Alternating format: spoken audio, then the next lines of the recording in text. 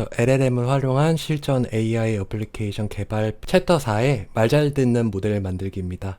LLM 모델은 어떻게 발전을 해왔는지 이런 거를 봤었고, 이제 두 번째 챕터에서는 트랜스포머의 구조에 대해서 배웠었고요. 그리고 다음 챕터에서는 지난 시간에 이제 허깅 페이스를 어떻게 활용하는지, 뭐 플레이그라운드까지 다 살펴봤었습니다. 그리고 오늘은 이제 이 기본 편의 마지막인데요. 말 잘 듣는 모델을 만드는 겁니다. 저희 2020년도에 이제 GPT-3가 이렇게 등장을 했었어요. 그리고 나서 이제 22년도에 겨울 정도에 챗 GPT가 이렇게 등장을 했는데, GPT-3가 등장했을 때는 이게 언어 모델이다, 뭐 확률적인 추론을 한다, 뭐 이런 얘기를 했었는데, 근데 이게 이제 서비스 형태로 해서 되게 사람의 말에 응답을 하고 잘 대응을 해주는 이런 모델까지 발전을 했습니다. 그러면 이런 LLM의 기본 모델, 파운데이션 모델이라고 하거든요. 그런데 이게 일반 언어 모델에서 이게 언어 서비스까지 어떻게 성능을 향상시켰는지 이 과정을 살펴보도록 하겠습니다. 예, GPT의 개발 과정인데요. 첫 번째로는 이제 프리트레인을 합니다. GPT-3와 같이 이제 사전 학습된 거대 언어 모델을 사용을 하고요. 그 다음에는 슈퍼바이즈드 파인 튜닝을 합니다. SFT라고 하는데, 질문하고 답변 쌍으로 구성된 인스트럭션 데이터 셋으로 모델을 미세 조정을 합니다. 그리고 그 사용자, 그러니까 인간이 어떤 게 더 낫다라고 하는 그런 선호하는 게 있을 거예요. 그런 선호도 학습을 합니다. 그래서 인간의 피드백을 기반으로 해서 모델의 응답을 최적화하는 요 세 가지 과정을 거쳤다라고 보시면 됩니다. 이거를 조금 더 살펴보면은 프리트레이닝을 한 후에 SFT를 그러니까 슈퍼바이즈드 파인 튜닝을 하고, 그 다음에 레인포스먼트 러닝 휴먼 피드백, 그러니까 인간 피드백 기반 강화학습이라고 하는데요. 근접일 겁니다. PPO, 근접 정책 최적화를 하고, 그리고 리젝션 샘플링, 기각 샘플링을 하고요. 그리고 DPO. 이제 요 5개에 대해서 이번에 배워보려고 합니다. 이거를 좀 더 책에서는 예제를 들어서 설명을 하고 있어요. 이 책이 생각보다 되게 깊게 들어가는데 쉽게 쓰여졌구나 라고 생각이 들었던 게, 앞에 나왔던 게 뒤에서 이제 그거에 한계가 있어서 이렇게 발전을 했습니다. 이런 식으로 앞에 부분과 연결이 되고 이런 걸 상당히 잘 풀어놨더라고요. 그래서 작가님 참 대단하다 이런 생각을 했는데, 그리고 예제를 잘 들었습니다. 이런 코딩을 배우려면 어떻게 하는지, 이제 문법부터 배우고 알고리즘부터 배우고 뭐 코드를 따라서 실행하는 이런 기본적인 절차들을 이제 예를 들어가지고 이렇게 얘기를 해놨고, LLM도 사람이랑 비슷하다. 이 기본적으로 뭔가를 알기 위해서는 이것저것 잡다하게 다 찾아봐야 되는데, 그런 거를 웹에 있는 블로그라든지 기사라든지 코드를 그냥 되는 대로 다 데이터를 모아서 학습을 일괄로 시킨다. 이게 이제 사전학습의 개념입니다. 우리가 이렇게 문법과 알고리즘과 코드를 배우는 것처럼 이런 식으로 배웠다.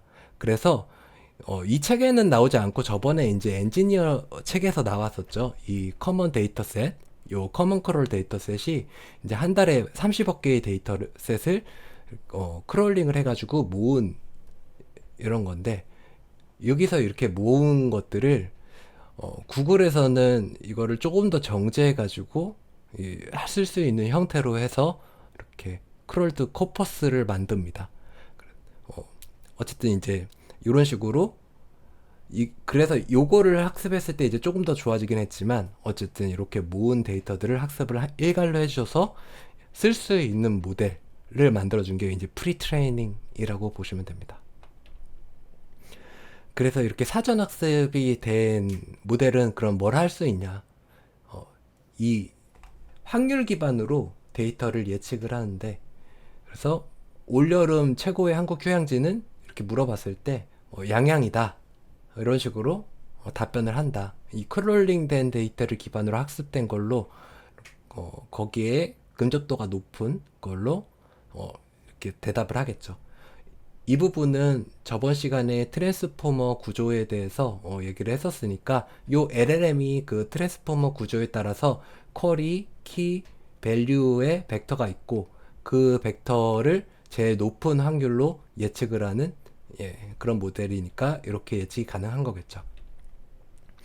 그런데 사용자가 양양에서 어디가 제일 핫해라고 해서 그 다음 질문을 물었어요. 양양에서 밤에 뭐 하고 놀까라고 했는데 아까 이제 데이터들을 기반으로 학습을 그 대답을 하기 때문에 그 데이터에는 양양하면 그냥 서핑이 제일 관련도가 높아요. 그래서 서핑이라고 답변을 하는데 사용자는 여기에서 밤에 뭐 하고 놀까라고 좀 더 디테일하게 이렇게 물어봤죠. 그랬을 때 여기에 대해서 피팅해서 대답을 하지 못하는 겁니다. 그래서 학습만 잘 예측하는 것만으로는 그 원하는 답변이 나오기가 쉽지가 않습니다. 그래서 잘 정돈된 요청과 응답을 학습해서 사용자의 요청에 조금 더 잘 답변하도록 이렇게 하는 겁니다. 이건 사실 그것과 같아요. 저희가 그 시험 기간에 엄청 뭐 이것저것 데이터 막 다 보고 막 공부를 하잖아요. 그러면 막상 시험 보기 전까지 이거 공부만 하게 되면은 시험을 오히려 망치는 경우가 생깁니다.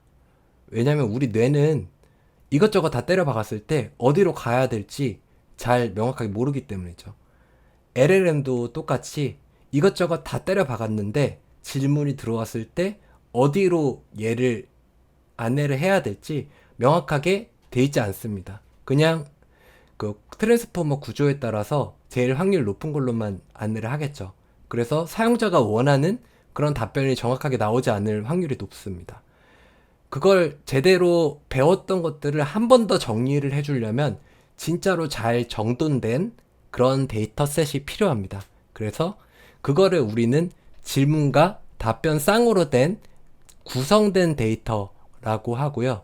이게 이제 옵티마이즈드 데이터셋이라고도 하고 이렇게 인스트럭션이 주어졌다. 그래서 인스트럭션 그 지시가 주어졌다. 인스트럭션 데이터셋이라고도 합니다. 그래서 오픈 AI는 데이터 레이블러를 이제 13,000명 고용해서 그 13,000개 이상의 지시 데이터셋을 구축하고 이 지시 데이터셋을 기반으로 슈퍼바이즈드 파인 튜닝을 하게 된 거죠.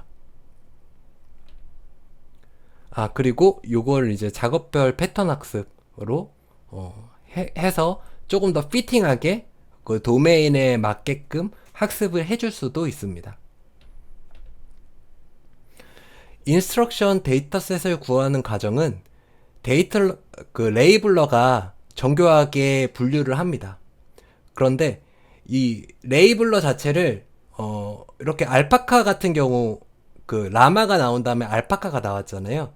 라마의 데이터를 조금 더 피팅하게 학습을 해주는 데이터로 알파카를 이렇게 썼었는데 알파카 예제를 들어서 한번 보겠습니다. 알파카는 이렇게 인스트럭션, 인풋, 데이터셋, 아웃풋을 이렇게 쌍으로 이뤄가지고 데이터셋을 구축을 했어요.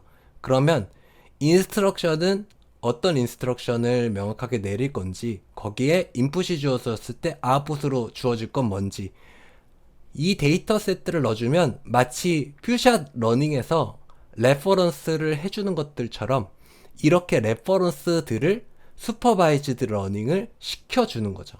그렇게 하면 이 슈퍼바이즈드 러닝이 한 5만 개 쌍으로 알파카 5만 3천 개였나? 뭐 이렇게 해가지고 이루어져서 얘가 더 똑똑하게 답변을 해준다는 겁니다. 그런데 라마 자체도 이미 학습이 잘 된 거기 때문에 알파카로 했을 때 더 성능 향상폭이 많이 늘었어요.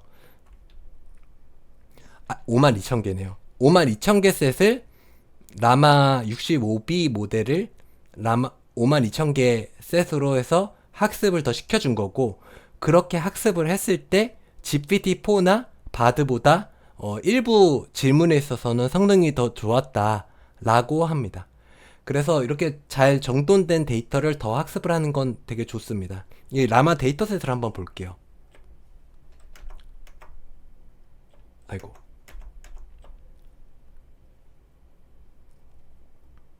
이제 알파카 데이터셋을 한번 볼게요.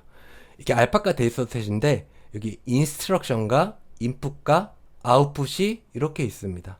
이 텍스트는 이 세 개를 묶어줘서 하나의 텍스트로 해서 던져줬다 이런 얘기고요. 이렇게 던져줬는데 가끔씩 뭐 인풋이 없는 것들도 있어요.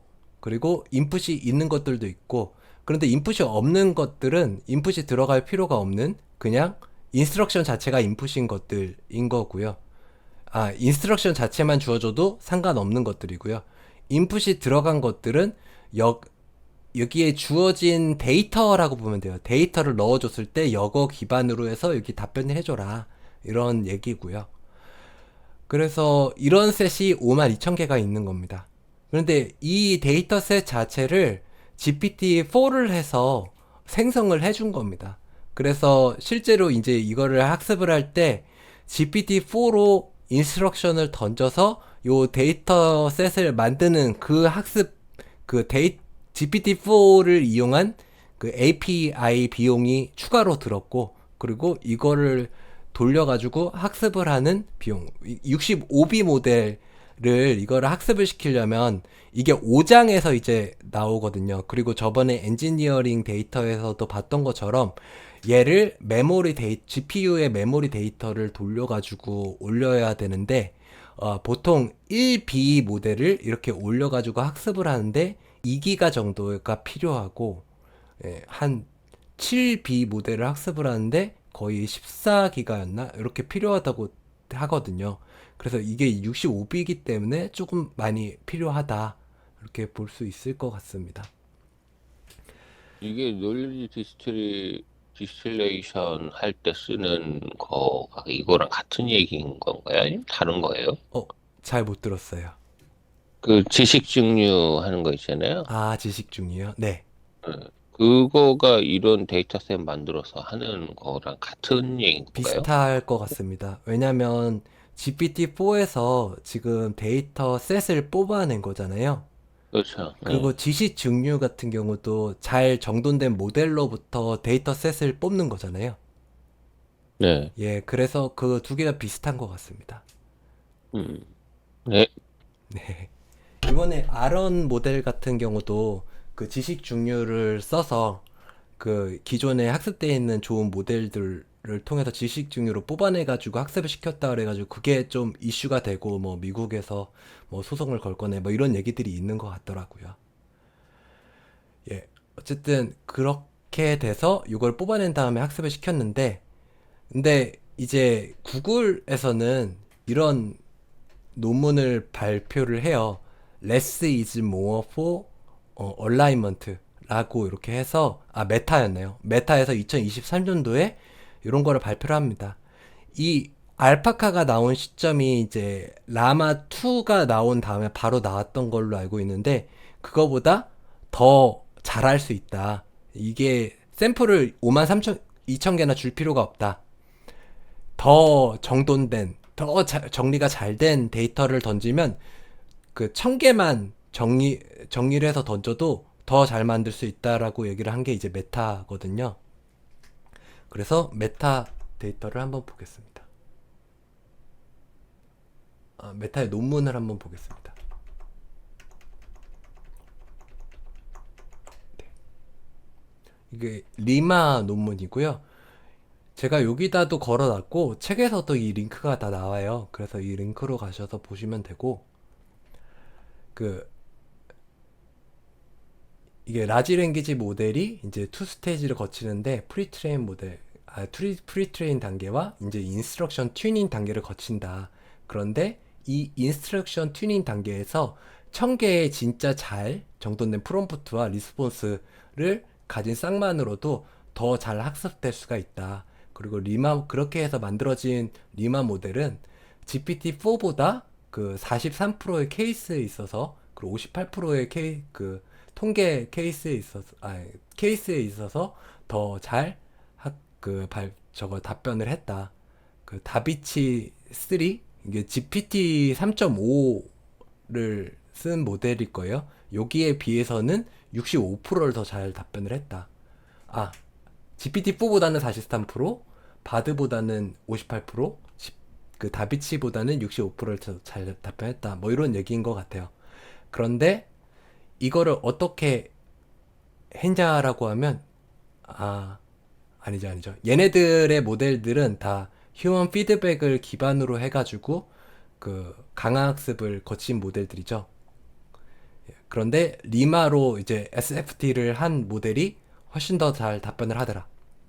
그래서 잘 정돈된 답변으로 그 슈퍼바이즈드 파인 튜닝을 하는 게 되게 중요하다라고 해서 얘는 이제 50개에서 100개 정도로 해가지고 1000개 정도로 해가지고 이렇게 잘 답변하는 모델을 만들어 줬고요. 그런데 이거보다 MS는 더 심하게 나갔어요. 텍스트북 이즈 올 유 니드라는 논문을 냈고요. 그게 이제 이 링크는 나중에 책에 있으니까 한번 보시면 되고요. 텍스트북 이즈 올 유 니드인데 이거는 그냥 단순한 인스트럭션이 아니고요. 잘 작성된 코드 기반으로 해서 이건 이제 코드 기반으로 이제 설명을 해주는데 코드마다 우리가 이렇게 뭔가 작성을 하잖아요. 거기에 주석을 다는 것도 있고 안 다는 것도 있는데 얘는 주석을 정말 잘 달아서 학습을 시켜줬어요. 그래서 그렇게 했더니 이제 50개에서 30개에서 50개 정도만 학습을 해도 진짜 잘 얘가 답변을 하더라. 뭐 이런 얘기를 하고 있습니다. 그렇게 해서 만든 모델이 이제 파이 모델, 파이4 모델까지 나왔죠. 그래서 파이 모델이 이런 GPT-4보다 GPT-4가 어떻게 보면 그때 당시에 동네 북이었던 것 같아요. 다 우리 GPT-4보다 이 작은 모델로 했는데 더 좋아라는 그런 것들이 많이 발표가 됐었고 23년의 유행이었죠. 그래서 그 여기에서 이제 나오는 얘기들은 이제 슈퍼바이즈드 파인 튜닝을 할 때 잘 정돈된 모델이 얼마나 중요한가 라는 얘기들을 하는 겁니다. 그래서 이제 이 텍스트북 이즈 올 유 니드에서 얘기하는 게 이제 다큐먼트 스트링, 독 스트링이라는데 주석을 정말 명확하게 잘 정리한 데이터가 교육적인 가치가 높다라는 얘기를 하고 있습니다.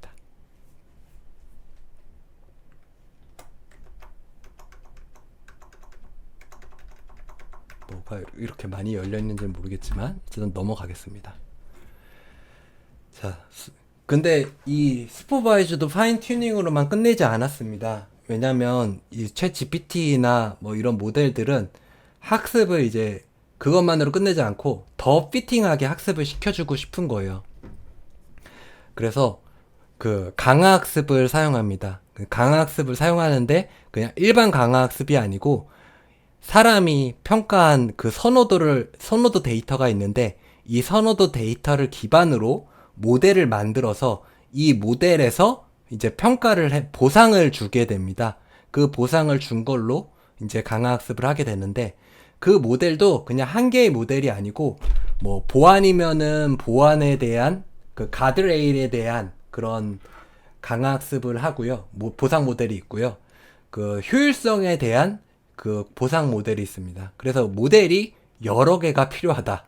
그 여러 개의 모델이 보상을 주면서 학습 모델을 강화학습을 시키는 겁니다.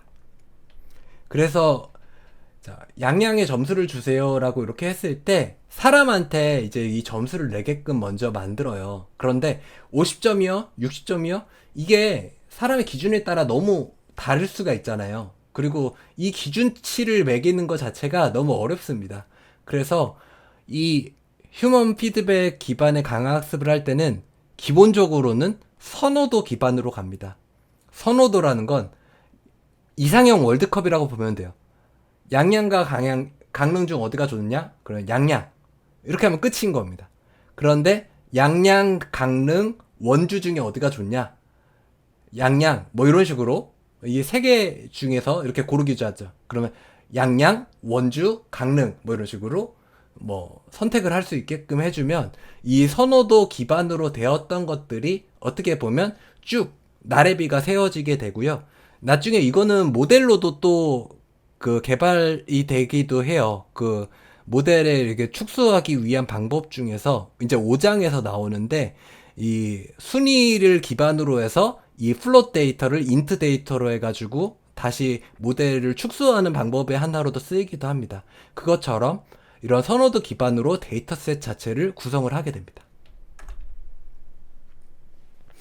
자, 인간 피드백을 통한 강화학습은 이제 RLHF라고 하는데, 프롬프트가 주어졌을 때 그 LLM이 응답 1, 2, 3으로 이렇게 내게 되고요. 그랬을 때 응답 2, 3, 1 순으로 이렇게 해가지고 이제 강화학습을 RLHF 방식으로 하게 되는데, 이 강화학습에 대해서 먼저 설명을 드릴게요. 에이전트가 있고 환경이 있고 보상이 있고 행동이 있습니다. 자, 잠시만요. 자, 이제 이걸로 잘 보이시죠? 그렇게 보상이 에이전트가 환경이 있는데 어떤 행동을 이렇게 했을 때 에이전트가 이 환경에 따라서 보상을 주게 됩니다. 이 보상을 줬을 때에 지금 스테이터스가 S가 있는데 이 S가 보상을 받아서 변경이 되게 되고요. 그랬을 때 다시 액션 1을 하게 되고, 그렇게 되면 이 리워드 1을 받고 스테이트를 받고 이렇게 가게 되는 거예요. 이렇게 하면서 점점 더 개선을 하게 되는데요. 예를 들면 뭐 밥 먹고 양치하고 일찍 자면 사탕을 받습니다. 그러면 스테이트, 내 상태가 피로가 풀려요. 이거를 이제 하나의 에피소드라고 보는데, 이 한 개의 에피소드는 하나의 액션으로만 구성되어 있지는 않아요. 이 액션이 밥 먹고 양치하고 일찍 자면 요 세 개의 액션으로 구성이 될 수도 있거든요. 그랬을 때 사탕을 받는, 피로가 풀리는, 이렇게 해가지고 하나의 에피소드가 끝나게 되는데, 그런데 이게 문제는 하나의 액션으로 주어져 있으면 이 리워드가 뭐 때문에 구성을 받는다라고 명확하잖아요. 그런데 이게 한 개 이상의 액션으로 이렇게 주어지게 되면 얘 때문인지 이게 조금 명확하지가 않습니다. 그래서 이 강화학습은 그 하이퍼 파라미터를 잘 세팅해 주는 게 중요한데, 그런 거 이제 엡실론이라고 뭐라 그러죠? 탐욕 수치를 조정을 해주면서 강화학습을 세팅을 해줘야 되기 때문에 이 과정이 쉽지가 않은 과정입니다. 그래서 강화학습의 방법에도 그런 걸 조정해주고, 이 방식을 한 단계별로 이렇게 가가지고 조정을 할 건지, 아니면 한 에피소드 워크플로우별로 해가지고 스테이트에 반영을 할 건지, 이런 방법들이 나뉘게 되고요. 그거에 따라서 그 강화학습을 세팅하는 방법이 달라지게 됩니다. 자, 그런데 아까 엡실론으로 이렇게 해가지고 조정을 한다 그랬잖아요. 그런데 얘가 보상 해킹이라는 게 발생을 할 수가 있어요. 뭐냐면, 나는 보상만 받으면 돼. 그러면 잠만 자면은 보상을 받는 걸 알아냈어요. 그래서 딴 것도 양치도 안 하고 뭐도 안 하고 그냥 잠만 자는 거예요. 그렇게 하게 되면 얘가 보상치는 되게 높게 받아서 점수를 높아가지고 이렇게 학습이 됐는데, 예를 들면 과대적합이라고 하죠. 모델에서는 잘 맞추는데 실제 결과는 별로 좋지 않은 거예요. 강화학습에도 그렇게 비슷하게 되는 게 요 보상 해킹인 거거든요. 이게 실제 결과는 좋지가 않게끔 될 수가 있습니다. 그렇기 때문에 요 PPO라는 게 필요합니다. 이게 프록시말, 제일 정답에 가까운 것들을부터 프리퍼런스, 아까 프로세스라 했는데 프리퍼런스는요. 정답에 가까운 선호도부터 최적화하는 게 옵티마이제이션 PPO인 거예요. 그래서 이 사람의 선호도와 가까운 방향으로 학습하도록 유도를 해주는 겁니다. 이 잠만 자는 게 아니고 양치를 하고 이불을 펴는 요것들 행동들까지 해야지 요게 더 가까운 거다, 선호도다 라고 이렇게 주어지게 되고요. 그렇게 해서 이렇게 리워드를 주게끔 됩니다. 그래서 PPO에 필요한 건 이제 참고 모델이에요. 아까는 리워드 모델만 있었잖아요.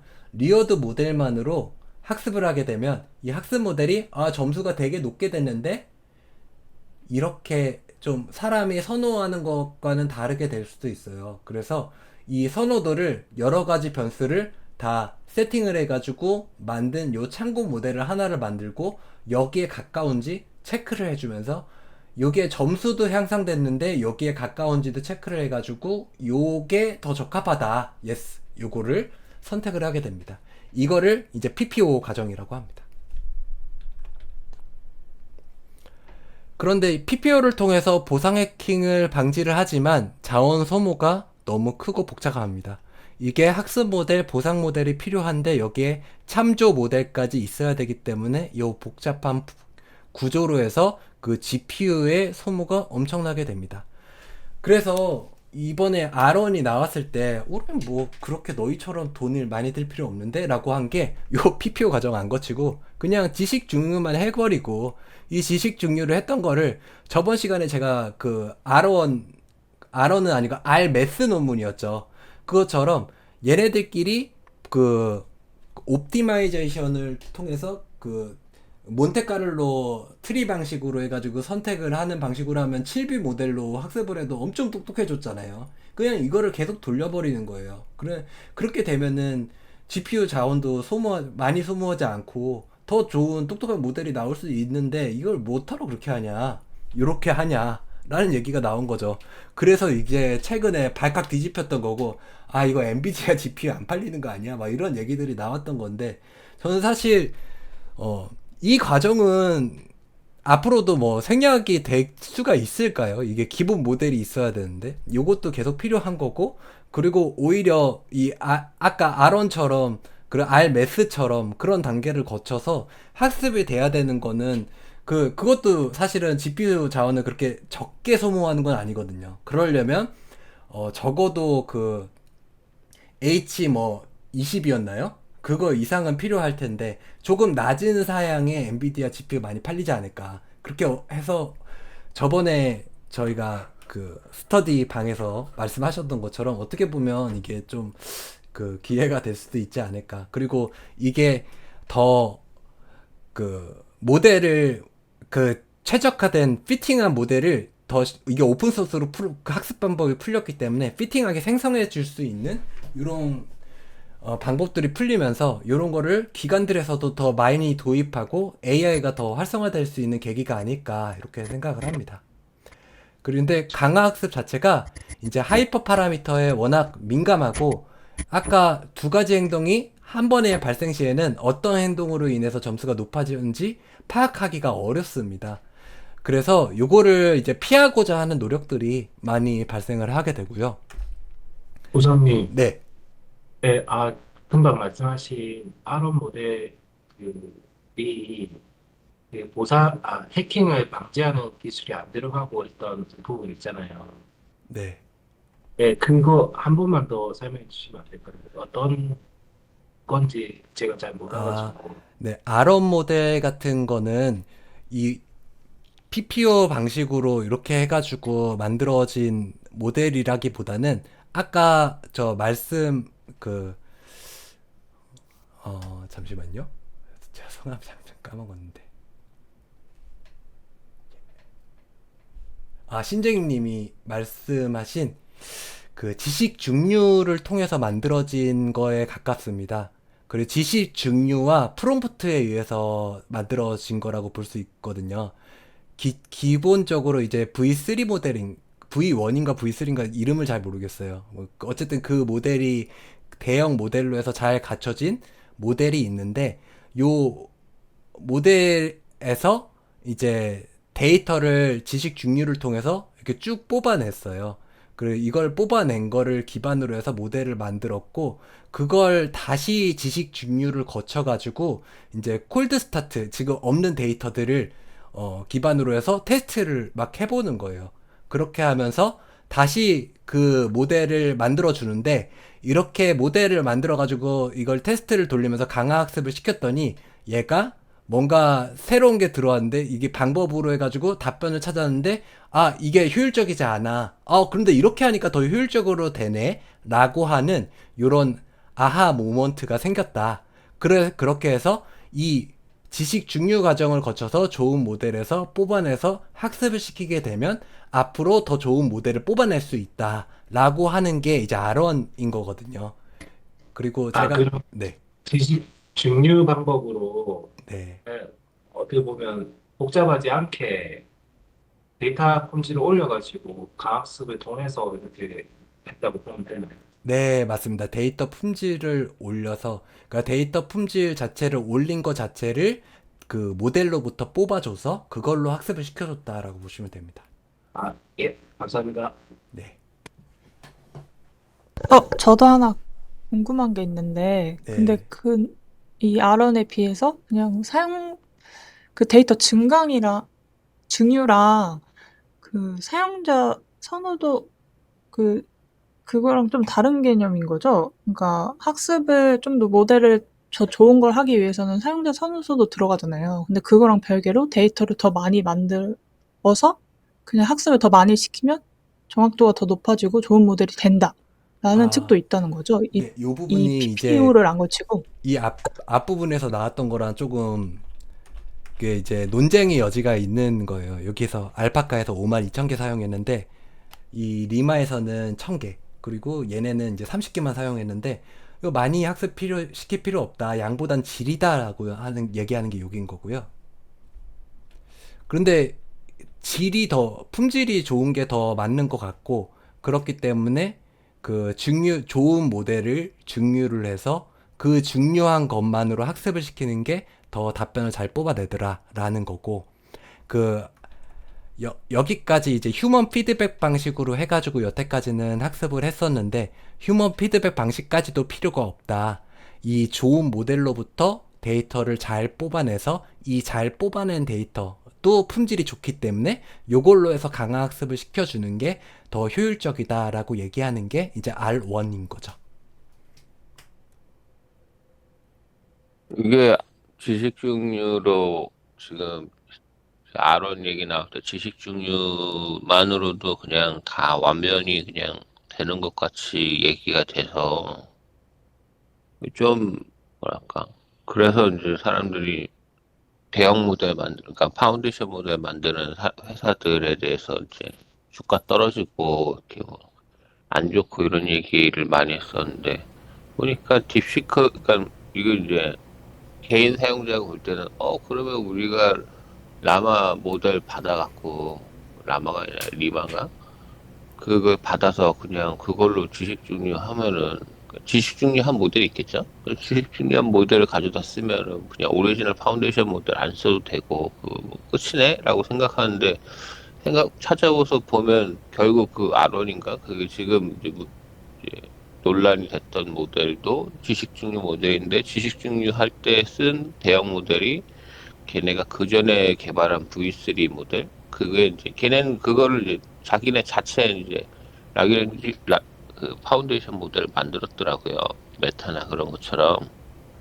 그래서 그 모델 그런 식으로 자기들만의 대형 모델이 이미 존재하고 그거를 이제 경량화하게 해서 이제 할 수 있는 이제 증류를 거친 모델을 또 만들고 해서 이제 그다음에 뭐 좀 더 사용자 도메인에 뭐 스페시픽하게 뭐 파인 튜닝을 하거나 뭐 그렇게 해갖고 앞으로 모델 개발이 바뀔 것 같긴 하던데 어제 삼성에서 뭐지 자기네 이제 자체 AI 모델 개발했던 거 이제 다 폐쇄한다고 그리고 오픈 AI 가져다 쓴다고 이렇게 얘기하던데 국내는 그렇게 되면 LG X1하고 뭐 이제 업스테이지 정도밖에 이제 대형 모델을 직접 만드는 데가 없는 것 같고 그다음부터는 이제 그 모델을 가지고 뭐 증류해서 만들거나 아니면 다른 이제 리마나 그런 대형 모델에서 외국 거의 대형 모델을 가져다가 증류해서 쓰거나 뭐 그렇게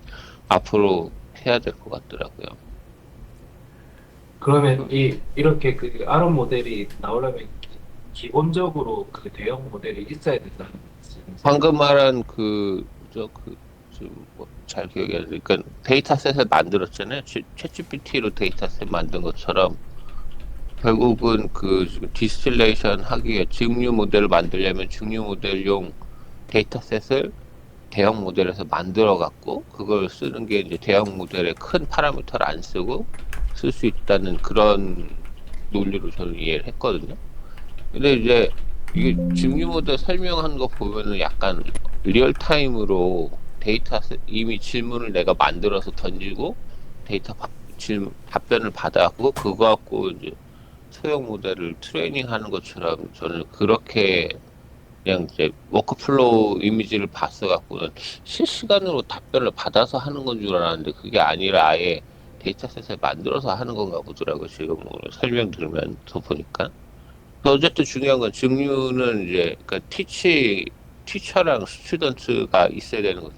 티처에 해당하는 모델이 있어야 되고 티처가 이제 티처가 이제 스튜던트한테 가르쳐 주기 위한 이제 뭔가 텍스트북을 만들어야 되는 거죠. 그 텍스트북이 앞에 만든 뭐 데이터셋인데 그걸 뭐 그 데이터셋이 뭐 이제 어떤 모델을 쓰느냐에 따라서 달라질 수 있고 근데 더 근본적으로 말하면 티처 모델을 만들 때도 뭐 엄청 엄청 공부량을 많이 시킨 모델도 중요하지만 그 공부량보다 이제 질이다 뭐 이러기에 이제 앞에 말한 그 리마랑 뭐 MS 거랑 뭐 이런 차이인 것 같은데 맞나요? 네, 맞습니다. 정확합니다.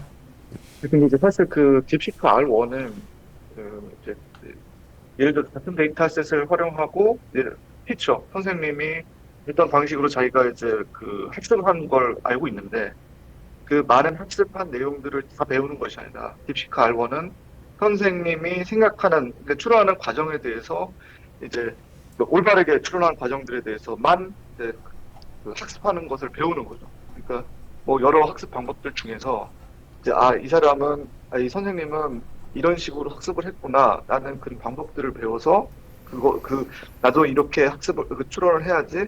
그런 이제 그 선생님의 추론 방법들을 배우는 거라서 그게 이제 지식 증류라고 하는 걸로 저는 알고 있거든요. 사실 네. 네, 그 데이터 아까 전에 리마 같은 경우에는 그 less is more라고 해서 그 적은 것이 뭐 less is more alignment죠. 그러니까 이제 그 연결해. 그러니까 이제 그 올바른 그 결과 값을 내도록 이제 그 하는데 큰 데이터가 필요 없다라는 의미로서 약간 지식 중요하고는 좀 약간 유사할 수는 있어요. 왜냐하면은 적은 데이터를 가지고도 이제 학습을 시킬 수 있다. 그런 유사성은 좀 있어 보이는데 사실 엄밀히 말하면 지식 중요라고 매칭을 시키기는 어려울 것 같습니다. 네, 정확히는 지식 종류는 아닌 거죠. 이제 여기에서 데이터를 뽑아내서 하는 것 뿐이고, 예. 유사한 의미라고는 볼 수는 있고요. 네. 그러면 그냥 계산량을 줄이겠다는 의미에서는 같은 의미인 거죠. 네. 딥시크가 계산량하고는 약간 다른. 네.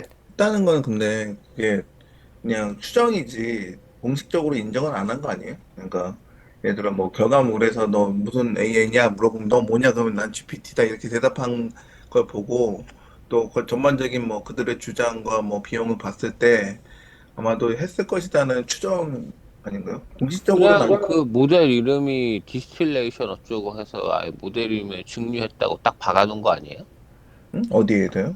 아론 모델. 아론 중에서 이제 증류했다라고 박은 모델들이 몇 개가 있기는 해요. 그런데 그거는- 그렇게 박은 것들은 걔네들이 오픈소스를 기반으로 개발했을 때는 박아놨습니다.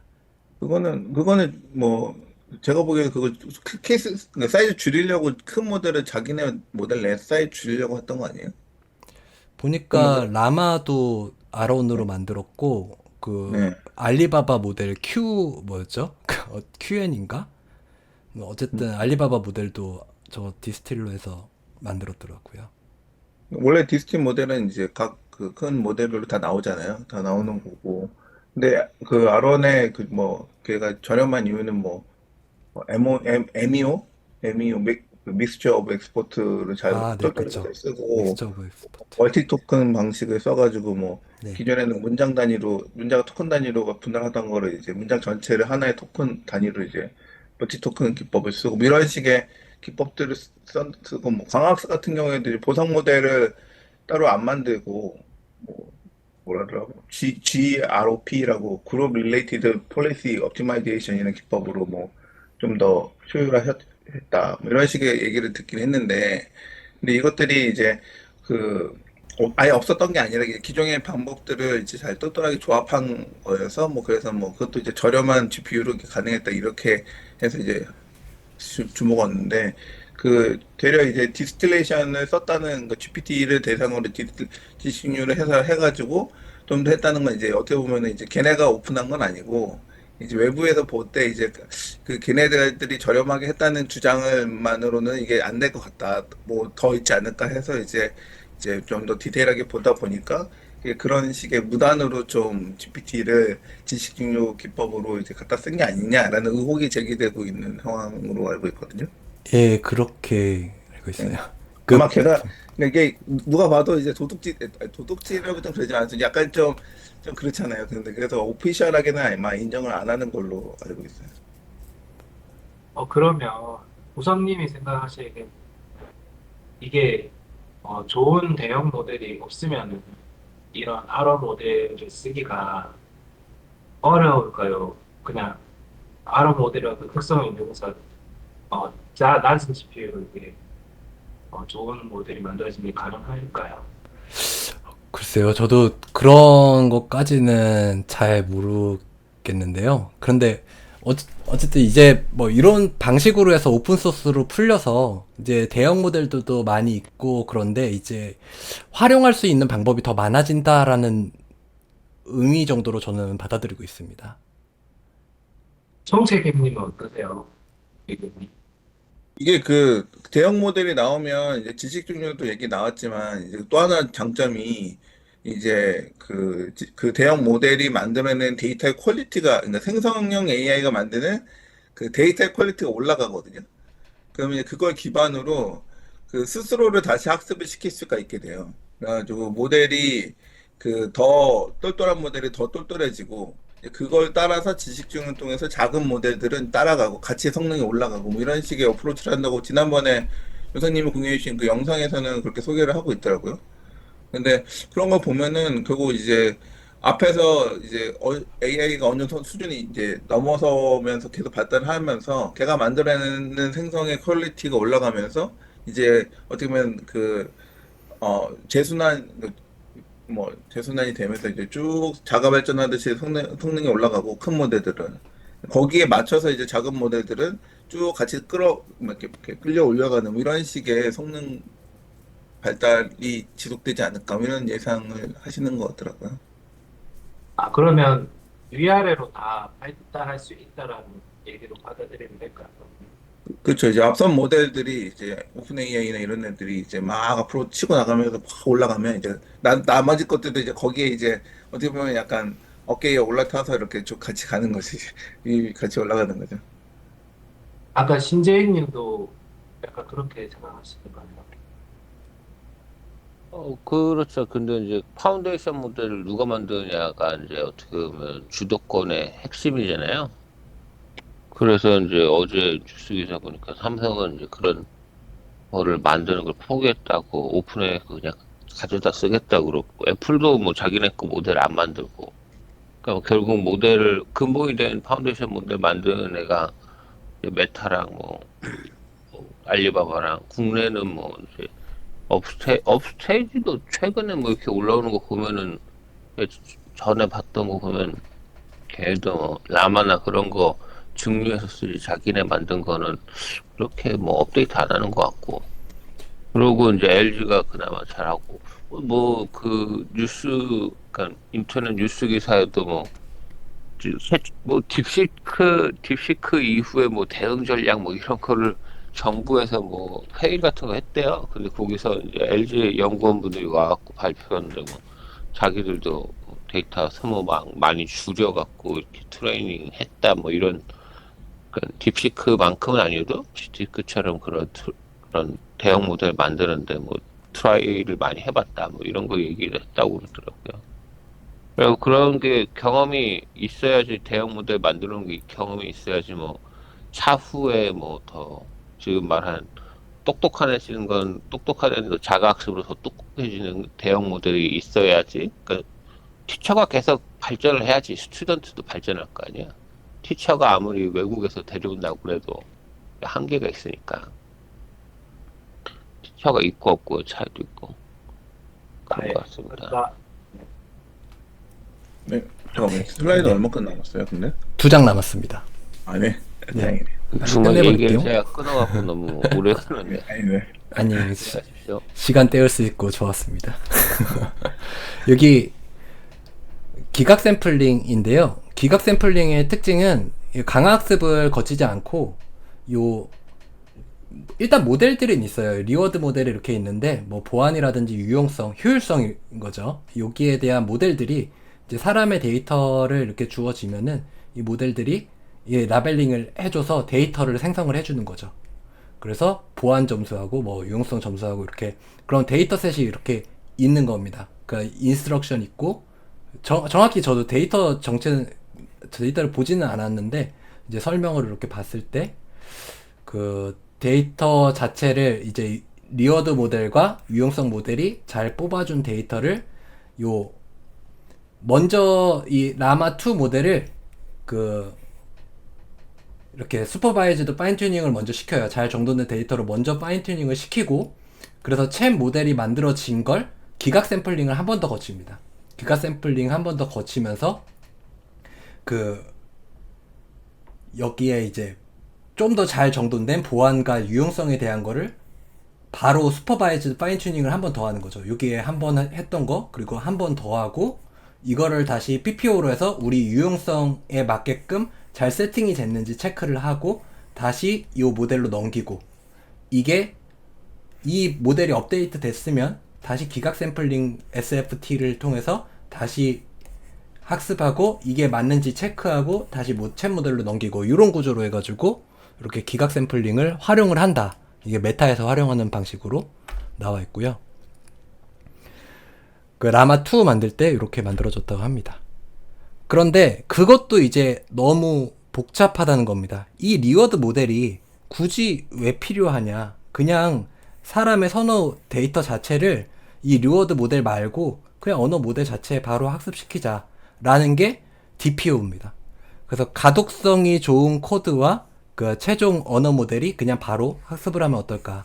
근데 여기에는 전제 조건이 따라요. 이 리워드 모델을 따로 분리를 해줘서 얘를 이렇게 학습을 시켜준 이유 자체가 얘가 이게 사람의 지시사항인지 이게 응답 사항인지 이거를 구분을 제대로 못하기 때문에 리워드를 따로 해가지고 얘가 이 언어 모델을 학습을 시켜주는 건데 얘가 바로 이렇게 그 데이터셋을 잘 정돈된 데이터셋 그러니까 이거는 A라는 데이터셋은 A라는 거는 잘 짜여진 거고 B는 잘 짜여지지 않은 거야 라는 걸 이렇게 해서 한 쌍의 데이터셋을 이렇게 던졌을 때 여기에 자체에 어떻게 보면 보상이 같이 들어가 있는 거잖아요. 그런데 이게 이거 자체가 O가 좋은 건지 X가 좋은 건지 이거를 판별할 수가 있어야 되는데 그거를 언어 모델이 판별을 하지 못하게 되면은 이게 잘 될까? 라는 질문이 첫 번째로 있고요. 그리고 요게 이제 작은 모델에서만 처음에는 테스트가 됐었는데 이제 좀 더 큰 모델에도 이게 작동을 할까? 라는 의문점이 있었습니다. 그런데 이 논문에서 리워드 모델이기도 하다라는 이 논문에서 이제 60B였나 70B였나 그래서 상당히 의미 있는 규모까지 모델이 이게 DPO가 먹힌다라는 게 밝혀졌고 그 얘기를 했고 그리고 라마3에서도 이 DPO 방식으로 적용해서 라마2보다 훨씬 더 개선을 해가지고 이 DPO 방식으로 만든 그 라마3의 7B 모델이 라마 뭐죠?